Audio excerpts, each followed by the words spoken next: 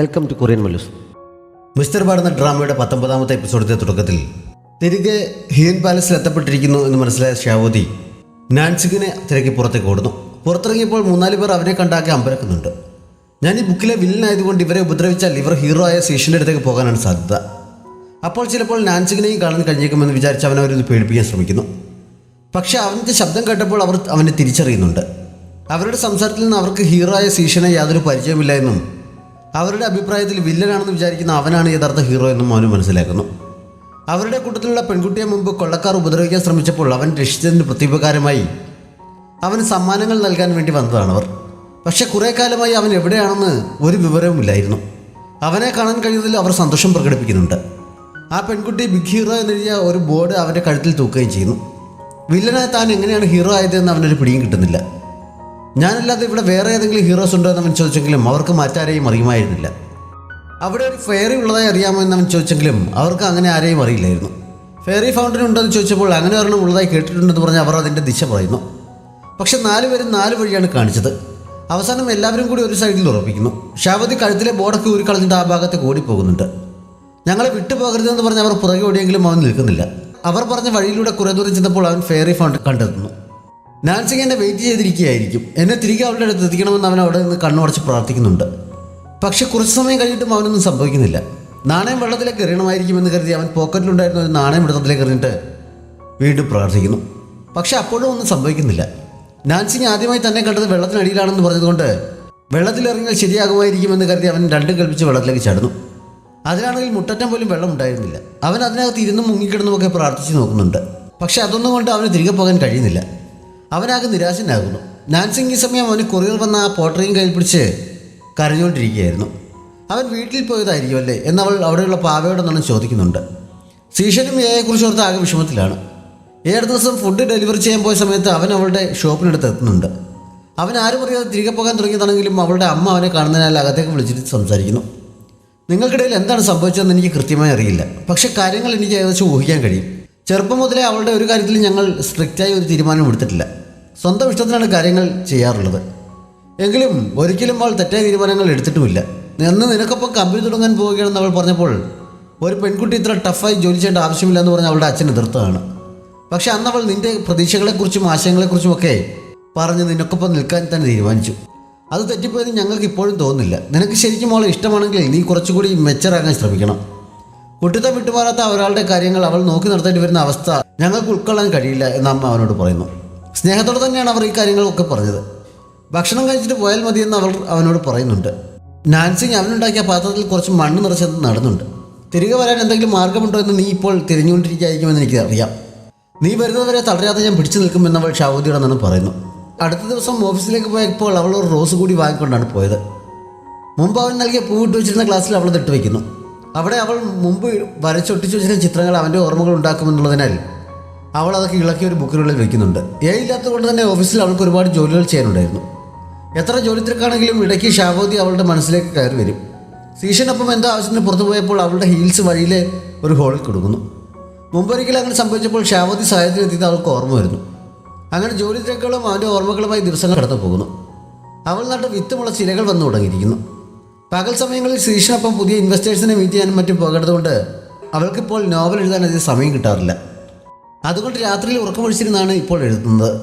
Boss ഇൻവെസ്റ്റേഴ്സിനെയൊക്കെ കാണാൻ നിന്നെ കൂട്ടിക്കൊണ്ട് പോകുന്നത് നിന്നോട് പ്രത്യേക താല്പര്യം വല്ലതും ഉള്ളതുകൊണ്ടാണോ എന്ന് അമ്മ ചോദിച്ചപ്പോഴാണ് റിസൈൻ ചെയ്തതിനെക്കുറിച്ച് അവൾ അമ്മയോട് പറയുന്നത്.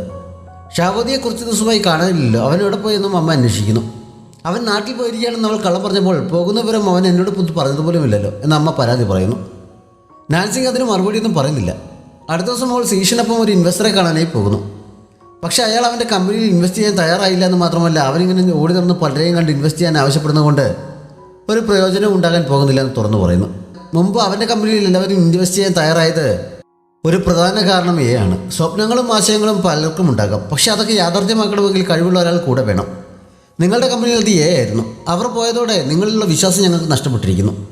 രണ്ടാമതായി നിങ്ങളുടെ കമ്പനിയിൽ ഏറ്റവും അധികം ഇൻവെസ്റ്റ് ചെയ്തിരുന്നത് നിങ്ങളുടെ അച്ഛനാണ്. അദ്ദേഹത്തെ നിങ്ങളിപ്പോൾ പുറത്താക്കാൻ ശ്രമിക്കുകയാണ്. അങ്ങനെയുള്ളപ്പോൾ മറ്റുള്ളവർ ഒരിക്കലും അവിടെ ഇൻവെസ്റ്റ് ചെയ്യാൻ തയ്യാറാകില്ലെന്ന് അയാൾ അവനെ അറിയിക്കുന്നു. അവിടെ നിന്ന് പുറത്തിറങ്ങി കഴിഞ്ഞപ്പോൾ ഇനിയുള്ള എല്ലാ മീറ്റിങ്ങുകളും ക്യാൻസൽ ചെയ്തേക്കാൻ അവൻ നാൻസിങ്ങിനോട് പറയുന്നു. അച്ഛന് നൽകാനുള്ള പണം എൻ്റെ വീട് വിറ്റാൽ കിട്ടാവുന്നതേ ഉള്ളൂ. അതുകൊണ്ട് എത്രയും പെട്ടെന്ന് വിൽക്കാൻ അവർ ഏജന്റിനെ ഏൽപ്പിക്കാനും അവൻ നിർദ്ദേശിക്കുന്നു. വീട് വിൽക്കുന്ന ഒരു കടുത്ത തീരുമാനമായതിനാൽ അവൾ അവനെ പിന്തിരിപ്പിക്കാൻ ശ്രമിച്ചെങ്കിലും അവൻ്റെ തീരുമാനത്തിന് മാറ്റമൊന്നും ഉണ്ടാകുന്നില്ല. അതുകൊണ്ട് ഓഫീസിൽ തിരികെ എത്തിയ ശേഷം അവൾ അതിനുവേണ്ട അറേഞ്ച്മെൻറ്റ്സ് ചെയ്യുന്നു. അതിനുശേഷം അവൾ എയെ വിളിച്ച് ഒന്ന് തമ്മിൽ കാണാൻ പറ്റുമെന്ന് അന്വേഷിക്കുന്നു. കടയിൽ നിന്ന് തിരക്കുള്ളതിനാൽ പുറത്തേക്ക് ഇറങ്ങാൻ കഴിയില്ല. ഓഫീസിൽ ഡ്യൂട്ടി കഴിയുമ്പോൾ അവിടേക്ക് വന്ന് കാണാൻ എ അവളോട് പറയുന്നു. അവളത് സമ്മതിക്കുന്നുണ്ട്. അന്ന് ഡ്യൂട്ടി കഴിഞ്ഞപ്പോൾ നാൻസിങ് എയെ കാണാനായി പോകുന്നു. അവിടെ നല്ല തിരക്കുള്ള സമയമായതിനാൽ നോക്കി നിൽക്കാതെ സഹായിക്കാൻ എ അവളോട് പറയുന്നു. നാൻസിങ് സന്തോഷത്തോടെ അവൾക്കൊപ്പം കൂടുന്നുണ്ട്. രാത്രിയായപ്പോഴാണ് എ ഒന്ന് ഫ്രീ ആയത്. അവൾ നാൻസിങ്ങിനെ ഭക്ഷണം കഴിക്കാനായി കൂട്ടിക്കൊണ്ടു പോകുന്നു. ഓഫീസിൽ വെച്ച് കണ്ടിരുന്നതിൽ നിന്ന് വളരെ വ്യത്യസ്തമായ ഒരാളെയാണ് ഇവിടെ കാണുന്നതെന്ന് നാൻസിങ് പറയുന്നു. രാവിലെ മുതൽ വൈകുന്നേരം വരെ ഇങ്ങനെ ജോലി ചെയ്യുന്നതിൽ ക്ഷീണം തോന്നാറില്ല എന്നും അവൾ ചോദിക്കുന്നുണ്ട്. ഇത് വെറും ഫിസിക്കൽ ജോബ് മാത്രമല്ലേ ഉള്ളൂ. കമ്പനിയുടെ കാര്യങ്ങൾ കൈകാര്യം ചെയ്തിരുന്ന് വെച്ച് നോക്കുമ്പോൾ ഇത് വളരെ നിസ്സാരമാണ്. മാത്രമല്ല എനിക്കിപ്പോൾ ഹീൽസും ധരിക്കേണ്ടെന്ന് എ ഒരു ചിരിയോടെ പറയുന്നു. ഹീൽസുമായി ഞാനും ഇതുവരെ പൊരുത്തപ്പെട്ടിട്ടില്ല എന്ന് നാൻസി പറഞ്ഞപ്പോൾ നിനക്ക് ബുദ്ധിമുട്ടുണ്ടെങ്കിൽ ഇപ്പോൾ അത് ഊരിയിട്ടോളാം എ പറയുന്നു. അവൾക്ക് കൂട്ടിന് കാലിൽ കിടന്ന ഷൂ അവളും ഊരിയിടുന്നുണ്ട്. അതിനുശേഷമാണ് നാൻസി വന്ന കാര്യത്തെക്കുറിച്ച് അവൾ അന്വേഷിക്കുന്നത്. സീഷൻ കമ്പനിയിൽ നിന്ന് അച്ഛനെ പുറത്താക്കാൻ ഉദ്ദേശിക്കുന്നതും ഇൻവെസ്റ്റ് ചെയ്യാൻ ആരെയും കിട്ടാത്തതും കൊണ്ട് വീട് വിൽക്കാൻ വെച്ചതുമൊക്കെ നാൻസിക്ക് അവളെ അറിയിക്കുന്നു. ബോസിന് ആ തീരുമാനത്തിൽ നിന്ന് പിന്തിരിപ്പിക്കാൻ എനിക്ക് കഴിയില്ല. പക്ഷെ അദ്ദേഹം പെട്ടെന്ന് ഇപ്പോൾ ഇങ്ങനെയൊക്കെ തീരുമാനിക്കാൻ കാരണം നിങ്ങൾക്കിടയിൽ എന്തോ പ്രശ്നമുണ്ടായതാണ് എന്നെനിക്ക് തോന്നി. അതുകൊണ്ട് മാഡത്തിന് അവിടെ വരെ വന്ന് അദ്ദേഹത്തെ ഇതിൽ നിന്ന് പിന്തിരിപ്പിക്കാൻ കഴിയുമോ എന്നറിയാനാണ് ഞാൻ വന്നത് എന്നവൾ പറയുന്നു. സീഷൻ അങ്ങനെയൊക്കെ ചെയ്യുമെന്ന് ഏയും തീരെ പ്രതീക്ഷിക്കുന്നതല്ല. അവിടെ വന്ന് പറയാൻ തോന്നിയ അവളുടെ തീരുമാനത്തെ അഭിനന്ദിച്ചെങ്കിലും ഇപ്പോൾ അവനെ ഇതിൽ നിന്ന് പിന്തിരിപ്പിക്കാൻ പറയാനുള്ള യോഗ്യത എനിക്കില്ല എന്ന് ഏ അവളോട് പറയുന്നു. വന്ന കാര്യം നടന്നില്ലെങ്കിലും നാൻസിങ് കുറച്ച് സമയം കൂടി അവിടെ ഇരുന്നിട്ടാണ് മടങ്ങിപ്പോയത്. അന്ന് രാത്രി നിന്റെ അച്ഛനെ പുറത്താക്കാൻ പോവുകയാണെന്ന് അറിഞ്ഞല്ലോ, എന്താണ് ഇത്ര പെട്ടെന്ന് ചോദിച്ച് സീഷന് മെസ്സേജ് അയക്കുന്നു. അവൻ പക്ഷെ അതിന് മറുപടി നൽകാതെ നീ ഒരുപാട് ജോലി ചെയ്ത് ക്ഷീണിച്ചു കഴിക്കുമായില്ലോ, വിശ്രമിക്കാൻ നോക്ക് എന്നാണ് റിപ്ലൈ നൽകിയത്. അവൻ അതിനെക്കുറിച്ച് സംസാരിക്കാൻ താല്പര്യമില്ലാതെ മനസ്സിലായതുകൊണ്ട് അവൾ പിന്നെ കൂടുതലൊന്നും ചോദിക്കുന്നില്ല. നാൻസിങ്ങിന് ഓഫീസിൽ ജോലിക്കിടയിൽ ഫേസ് ചെയ്യേണ്ടി വന്ന പല പ്രശ്നങ്ങളും പരിഹരിക്കാൻ അവൾക്ക് നൽകിയ ബുക്ക് സഹായിക്കുന്നുണ്ട്. എന്നാൽ എത്ര നാൾ ഈ പ്രശ്നങ്ങളൊക്കെ തനിച്ച് കൈകാര്യം ചെയ്യാൻ കഴിയുമെന്നറിയില്ല. എത്രയും പെട്ടെന്ന് മടങ്ങി വന്നിരുന്നെങ്കിൽ എന്ന് അവൾ ആഗ്രഹിക്കുന്നുണ്ട്. അപ്പോഴാണ് എഡിറ്റോറിയൽ ഡിപ്പാർട്ട്മെൻറ്റ് ചീഫ് അവളുടെ അടുത്തേക്ക് വന്നിട്ട് പുതിയ എഴുത്തുകാരുടെ ഇൻ്റർവ്യൂ പ്രോഗ്രാമിന് അവളും ഷാവതിയും മാത്രമേ രജിസ്റ്റർ ചെയ്യാനുള്ളൂ, എത്രയും പെട്ടെന്ന് അവനുമായി ഒരു ഡേറ്റ് ഫിക്സ് ചെയ്ത് അപ്പോയിൻമെൻറ്റ് ബുക്ക് ചെയ്യാൻ അവളോട് പറഞ്ഞിട്ട് പോയത്. ഷാവതിയെക്കുറിച്ച് ഓർത്തപ്പോൾ അത്രയും നാൾ പിടിച്ചു വെച്ചിരുന്ന ധൈര്യമൊക്കെ ചോർന്നു പോയതുപോലെ അവൾ കരയുന്നുണ്ട്. പക്ഷേ ആ സമയത്ത് അവൾക്ക് ഒരു കോൾ വരുന്നതിനാൽ അധിക സമയം അങ്ങനെ വിഷമിക്കേണ്ടി വരുന്നില്ല. സീഷൻ്റെ വീട് വിൽക്കാൻ ഏൽപ്പിച്ചിരുന്ന ഏജൻറ്റാണ് വിളിച്ചത്. അത് വാങ്ങാൻ തയ്യാറായ ഒരാൾ വന്നിട്ടുണ്ട്, എത്രയും പെട്ടെന്ന് ഡീൽ ഉറപ്പിക്കാമെന്ന് അറിയിക്കാനാണ് വിളിച്ചത്. ഇത്ര പെട്ടെന്ന് ഒരാൾ വന്നത് വളരെ അത്ഭുതമായിരിക്കുന്നു എന്ന് നാൻസിങ് പറഞ്ഞപ്പോൾ ഇപ്പോഴത്തെ റിയൽ എസ്റ്റേറ്റ് മാർക്ക് വളരെ ഹോട്ടാണ്. മാത്രമല്ല അതുപോലെ വലിയൊരു വീടാകുമ്പോൾ വാങ്ങാൻ ധാരാളം ആളുകളും ഉണ്ടാകും എന്ന് ഏജൻറ്റ് അറിയിക്കുന്നു. ഫോൺ വെച്ച് കഴിഞ്ഞപ്പോൾ വീട് കച്ചവടമായ വിവരം അവൾ സീഷനെ അറിയിക്കുന്നു. ഞാൻ പ്രതീക്ഷിച്ചിരുന്ന ഇതാണ് എന്നാണ് അവൻ പറഞ്ഞത്. അവൻ വീട് വിറ്റ് ആ ക്യാഷ് കൊണ്ട് അച്ഛൻ്റെ പേരിലുള്ള ഷെയർ മുഴുവൻ വാങ്ങാൻ പോകുകയാണെന്നുള്ള വിവരം അച്ഛൻ്റെ അദ്ദേഹത്തെ അറിയിക്കുന്നു. സീഷനെ ഇതിൽ നിന്ന് പിന്തിരിപ്പിക്കണമെന്ന് അയാൾ ചോദിച്ചപ്പോൾ അതിൻ്റെ ആവശ്യമില്ല, അവനിങ്ങനെ ഉറച്ച തീരുമാനമെടുത്ത് കാണുന്നത് വളരെ അപൂർവമായാണ്, എവിടെ വരെ പോകുമെന്ന് നോക്കട്ടെ എന്നാണ് അച്ഛൻ പറഞ്ഞത്. വീട് വിറ്റത് കുറച്ച് അധികമായി പോയില്ലേ എന്ന് അന്നൊരു ചാൻസ് കിട്ടിയപ്പോൾ നാൻസിങ് അവനോട് ചോദിക്കുന്നു.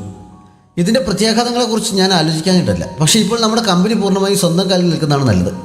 അച്ഛനല്ലെങ്കിൽ ഇൻവെസ്റ്റ് ചെയ്യുന്നില്ല എന്ന് പറഞ്ഞവർ ഭാവിയിൽ നമ്മുടെ കൂടെ നിൽക്കണമെന്നില്ല. എനിക്ക് വേണമെങ്കിൽ ഇനിയാണെങ്കിലും ഒരു വീട് വാങ്ങാവുന്നതല്ലേ ഉള്ളൂ. എനിക്ക് താമസിക്കാൻ വേറെ സ്ഥലമില്ലാതെയൊന്നുമല്ലല്ലോ. നീ കുറേ ദിവസമായി ഹാർഡ് വർക്ക് ചെയ്യുന്നല്ലേ, ഇന്ന് നേരത്തെ പോയിക്കോ, നാളെയും വീട്ടിലിരുന്ന് റെസ്റ്റ് എടുത്തോളൂ. തൽക്കാലം കമ്പനിയിൽ മറ്റാരോടും ഇതിനെക്കുറിച്ചൊന്നും പറയണ്ടെന്നും അവളോട് പറഞ്ഞിട്ട് അവൻ പോകുന്നു. റെസ്റ്റ് എടുത്തോളം പറഞ്ഞാണ് അവൻ വിട്ടതെങ്കിലും നാൻസിങ്ങിന് വീട്ടിലെത്തിയിട്ട് ഫോണും താഴെ വെക്കാൻ പോലും സമയം കിട്ടുന്നില്ല, അത്ര തിരക്കായിരുന്നു. അവളുടെ തിരക്ക് കണ്ട് അമ്മ അടുത്തേക്ക് ചെന്ന് നിനക്ക് ഈടായി മര്യാദയ്ക്ക് ആഹാരം കഴിക്കാൻ പോലും സമയം കിട്ടുന്നില്ല, വർക്കും ലൈഫും കൂടി ബാലൻസ് ചെയ്യേണ്ടത് അത്യാവശ്യമാണ്, അല്ലെങ്കിൽ ഒരുപാട് ഹെൽത്ത് പ്രോബ്ലംസ് ഉണ്ടാകും എന്നൊക്കെ പറയുന്നു. ഈടായി കമ്പനിയിൽ കുറച്ച് പ്രശ്നങ്ങളുണ്ട്, അതുകൊണ്ടാണ് ഓവർ ടൈം വർക്ക് ചെയ്യേണ്ടി വരുന്നതെന്ന് അവൾ പറഞ്ഞപ്പോൾ വീക്കെൻഡിൽ നമുക്ക് പുറത്തുനിന്ന് കറങ്ങാൻ പോയാലോ എന്ന് അമ്മ ചോദിക്കുന്നു. വീക്കെൻഡിലും ഡ്യൂട്ടി ഉണ്ടെന്ന് അവൾ പറയുന്നതിനാൽ അമ്മ ആ പ്ലാൻ ഉപേക്ഷിക്കുന്നു. മുറിയിൽ നിന്ന് പോകാൻ തുടങ്ങുമ്പോഴാണ് ഷാവൂദ് നൽകിയ മണി അവിടെ തൂക്കിട്ടിരുന്ന അമ്മയുടെ ശ്രദ്ധയിൽപ്പെട്ടത്. നീ ഇത് അടുത്തെങ്ങാനും വാങ്ങിയതാണോ, നിന്റെ FB-യിലെ പ്രൊഫൈൽ ഫോട്ടോയും ഇതാണല്ലോ എന്ന് അമ്മ അവളോട് ചോദിക്കുന്നു.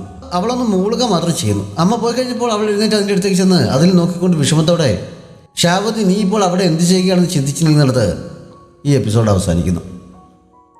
നമ്മുടെ ഫാമിലിയിൽ ബർത്ത്ഡേ ആഘോഷിക്കുന്ന ബാലലക്ഷ്മി, ടിനി തോമസ് എന്നിവർക്ക് കൊറിയൻ മല്ലു സ്വാമിയുടെ ബർത്ത്ഡേ വിഷസ് അറിയിക്കുന്നു. ഈ ഡ്രാമ നിങ്ങൾക്ക് ഇഷ്ടപ്പെട്ടെങ്കിൽ നിങ്ങളുടെ അഭിപ്രായങ്ങൾ കമൻറ്റ് ബോക്സിലൂടെ ഉറപ്പായും അറിയിക്കണം. നമ്മുടെ ചാനൽ ഇതുവരെയും സബ്സ്ക്രൈബ് ചെയ്തിട്ടില്ലാത്ത കൂട്ടുകാർ സബ്സ്ക്രൈബ് ചെയ്യാനും ലൈക്ക് ചെയ്യാനും ഷെയർ ചെയ്യാനും മറക്കരുത്. Thanks for watching.